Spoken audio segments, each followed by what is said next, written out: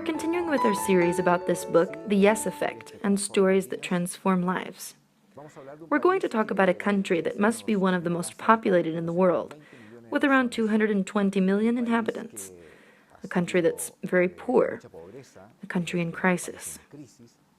And there's an interesting couple who started to work with vulnerable people and have done a remarkable social intervention, which is one of the highlights in this book. They're a married couple, Iman and Leah Santoso. And it's interesting to me that this couple studied at Harvard University for their higher education. However, they didn't disconnect themselves from what was happening, from the reality of their country, and 220 million people in the Asian crisis, a country with extreme poverty. But they decide to return to their country and try and help.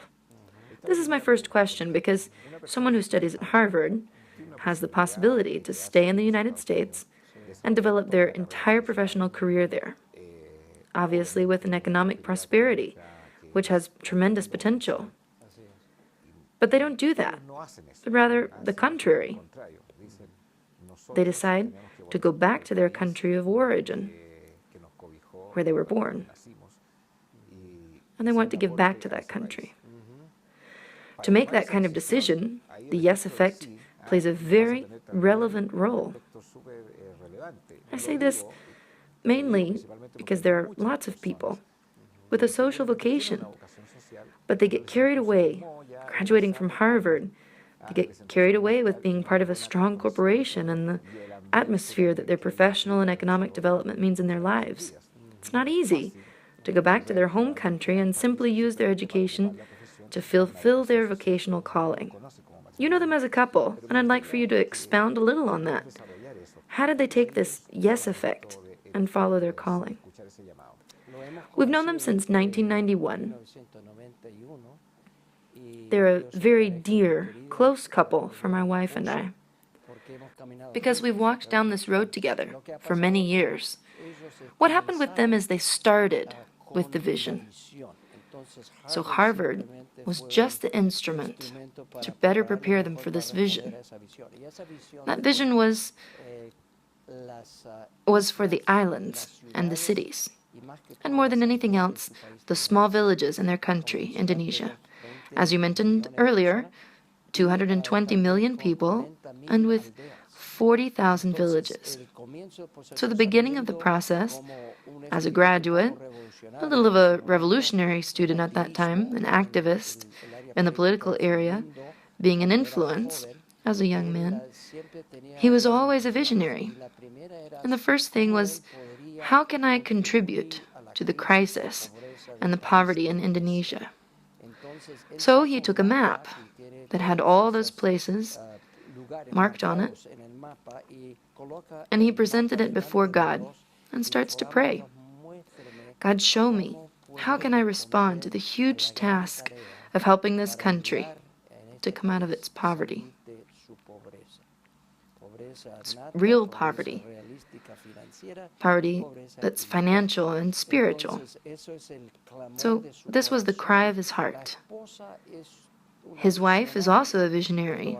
She accompanied him and gave him certain guidelines, such as, why don't you go and study at Harvard? That was her idea. So he was still at another university at that time, and she says, to get into Harvard, you have to get all A's. So she put goals for her husband. So he graduates from that university with all A's. And he goes to Harvard, but he goes with a vision, with a mission. He didn't go with the idea of staying and prospering personally or staying in the United States, but rather to return. But how did he not lose sight of the vision? Because many people can start with a vision, and once they get into Harvard, they see themselves as rock stars, successful, they earn a Harvard degree, and they could say then, well, I think I'll postpone the vision for a little while. That could be happening to many. So in order to maintain his focus, what did he do to keep sight of the vision and the primary purpose that took him to Harvard? It's because he had a heart that was very connected to the heart of God. So he and his wife dedicated themselves more than anything to prayer. Even up until today, they do it and they mobilize many people. What's the solution to poverty? One is to cry out to God so that He shows us, that He guides us to the elements, to the principles. So that kept them aware that they couldn't stay at Harvard. That commitment to pray and seek God, the God of the whole universe. And in that process, their hearts bonded with God's heart, in a sense, to God's Word. And when he graduated from Harvard, he was on a mission from God, and not on a mission to stay and prosper personally or economically. I believe it was that commitment to God that kept them focused on the vision and wanting to implement their vision with those elements on the way and help them achieve their purpose. Within their team, another important person comes up, called Mama Hannah. At least that's what Iman and Leah Santos' team calls her. Who is Mama Hannah, and why is this woman so important in the process of developing help for people in need and the poorest people in Indonesia?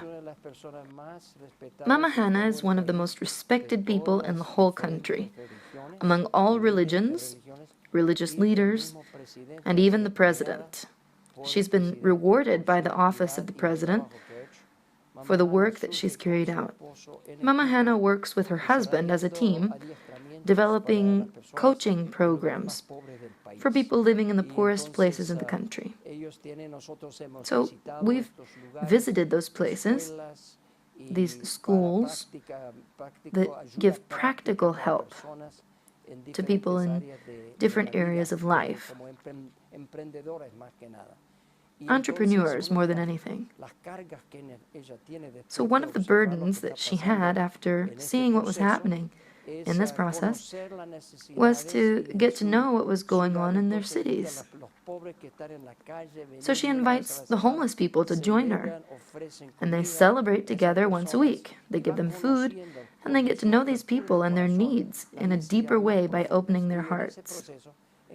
And in that process, they found that one of the deepest needs was that when couples are not legally married, their children don't have benefits or rights as citizens to access benefits such as schooling or meeting the basic needs that the state offers in a country like Indonesia. There are millions and millions of people in this situation where the couple isn't married.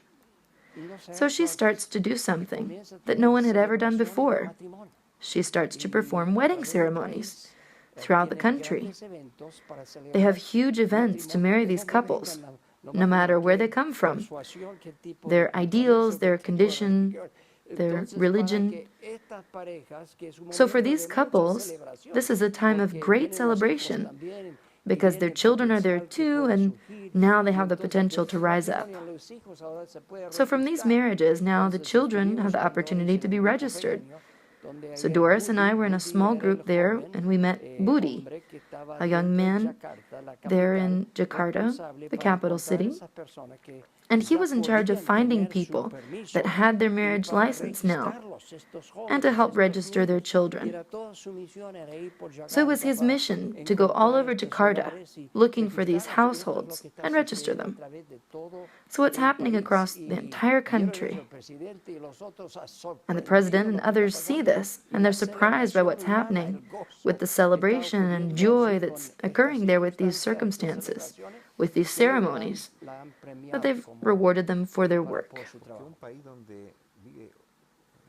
It's a country with an enormous number of people, 220 million, and there's still so much poverty, so many that don't even have a birth certificate, not even an ID card with which they can access social benefits from the state or vote. So what this woman is doing, and I imagine Leah and Iman's team also, is giving dignity to these people so that they can resolve those situations. How do they do it? How do they do it? Because There are so many people, I imagine. How do they begin? Something that should have been done through public policies. The government doesn't do it, and it ends up being done by a civilian. How does that initiative begin? Well, it started with the first case, and then it got a little support from the local government there in that city. But when people responded and more people wanted to get married and take that step, the government started being open to it and recognizing it. And the news started to spread across the country through the cities and in also the 40,000 villages in Indonesia.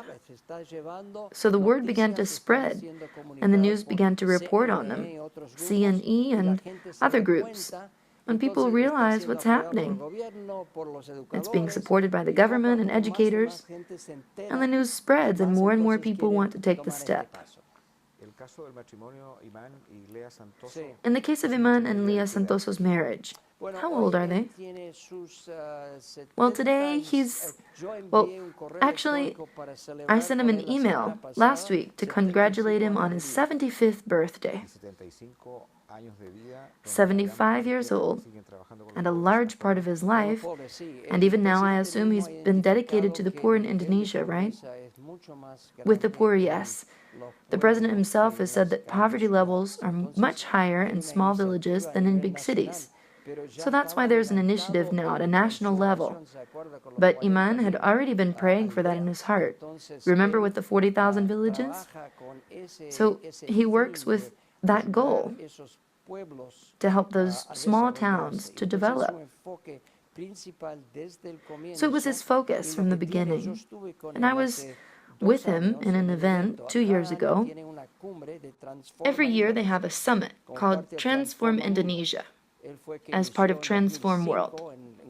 He was the one who started back in 2005 in a big stadium with 80,000 people there in Jakarta, started a cry to God for the country and for the world, and that's where Transform World began. I want to touch on that point because that's where that movement called Transform World begins. What is Transform World? What's its goal? The goal of Transform World is the following: to see transformation in cultures, in country development, and in poverty. In one sense, it has a spiritual case, and in a sense, it also is culturally incorporated. But to see the development, and this Yes Effect story and the other stories are of friends that we've been working with this vision. Every year, at the summit, and then there are many national summits.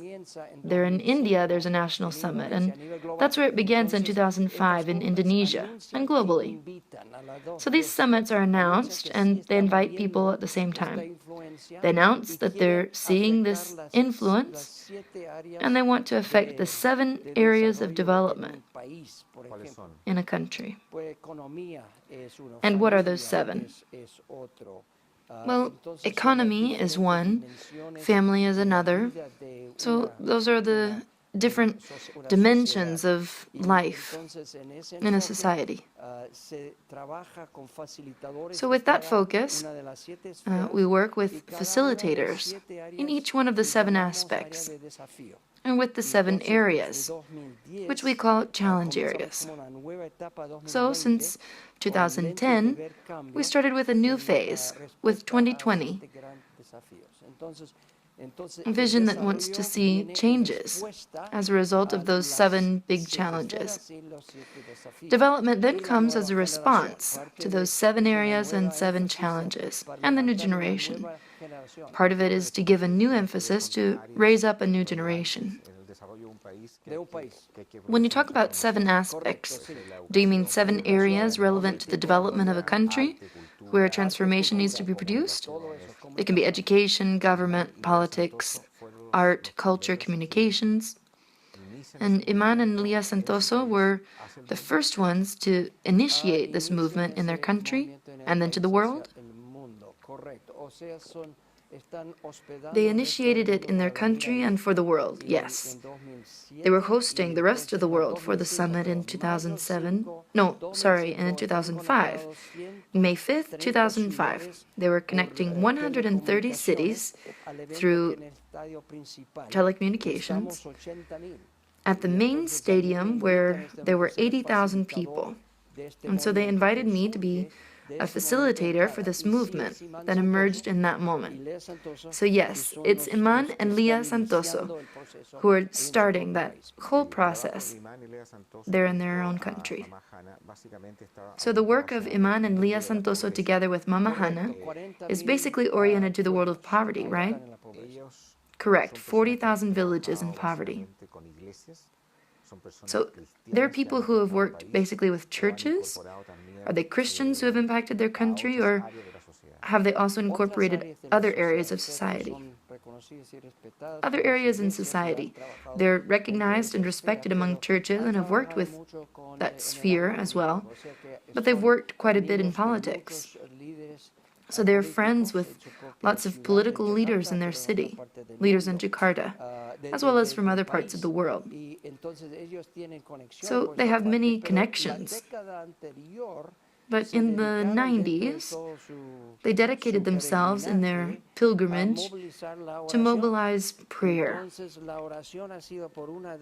So it was prayer for a decade, and then reaching the numerous unreached villages with the good news.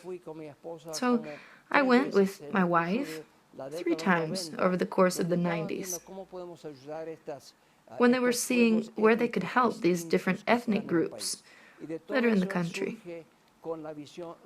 And all that emerges with the vision that the best thing we can do is cry out to God, who has all the power and all the grace, and we can intercede with Him for the country of Indonesia. So in that decade, he was emphasizing prayer and the call to see all the different ethnic groups blessed. And then the second phase opens in 2005 with this event, focusing on the 7 areas within the 7 challenges that they've identified as a group. We've worked together to identify those. When he sees the reality of the country and wants to help change that reality, motivated by his wife, he understands that he needs to be trained to continue his education. That's why he went to Harvard.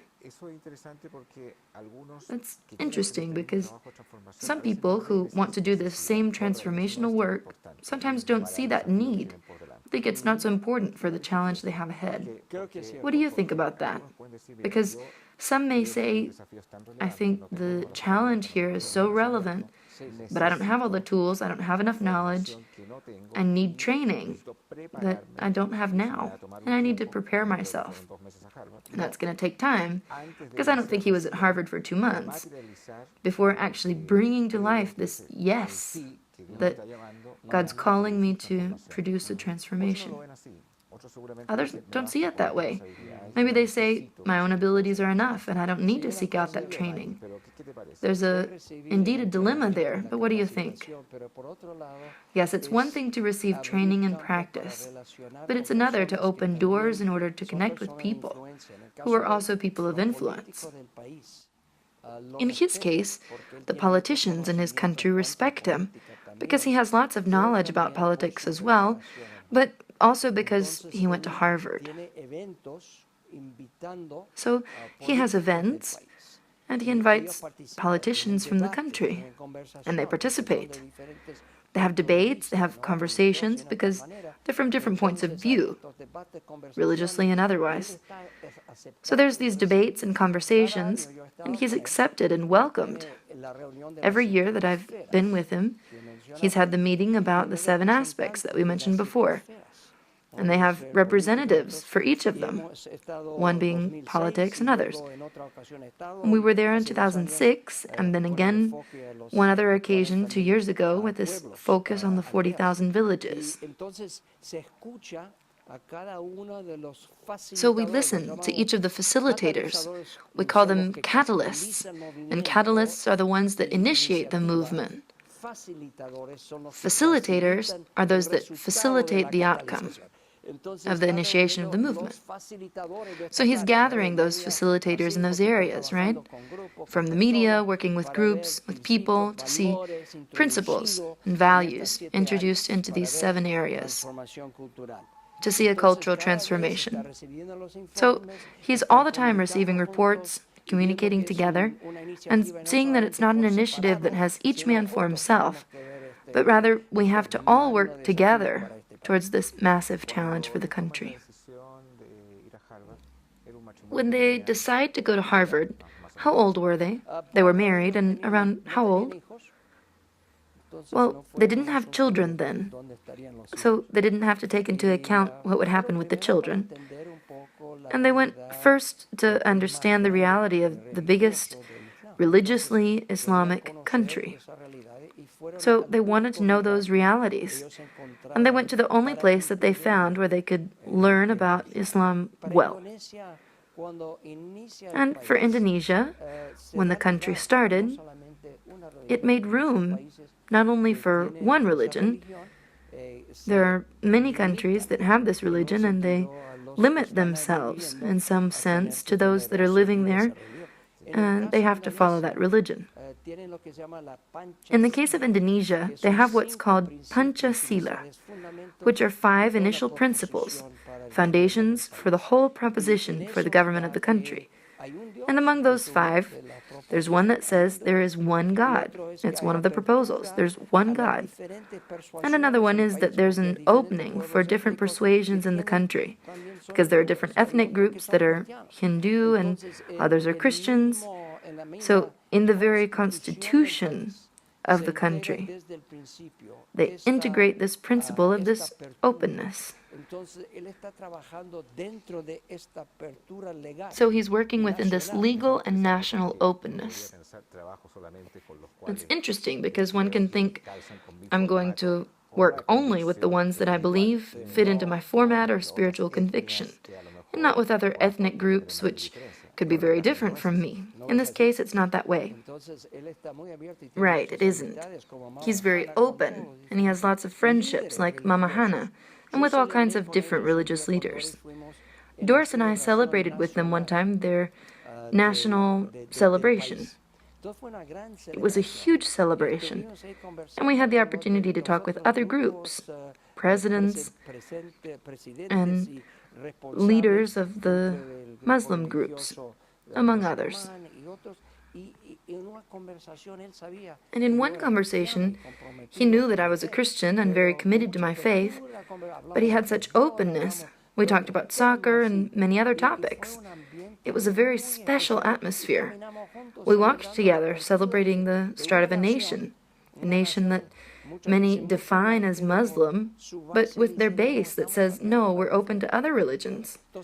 And there we were together, enjoying this celebration of the birth of Indonesia. What do we need to do to have that openness? Because not everyone has it. Some even have conflicts, just for sitting at a table with a Hindu person, to put it that way. And those differences many times have only created distance and rifts, which contribute absolutely nothing to society. What's the characteristic that we have to train for that openness?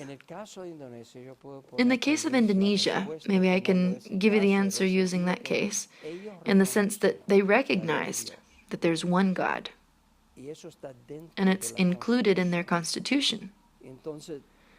So, based on that reality, we're all humans, created by God. So we're all in the same boat, at the same place, together. We have different perspectives, religious commitments, etc. But starting from that place, as human beings.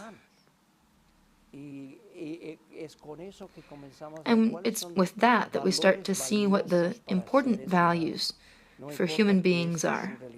Your religion doesn't matter. And from that point is where all the work that's happened in the 40,000 villages and in the cities and life there in Indonesia. I believe what happened in the Constitution was the key for their current situation, living with such an openness in that sense. The Yes Effect, stories that transform lives. This book, written by Luis Bush, includes the story of Indonesia. You can buy it at Amazon.com. Today we've seen a story, not only about transformation, not only with those living in poverty, but in a world of diversity. It's very interesting to see how each person works together under the same vision to transform their country.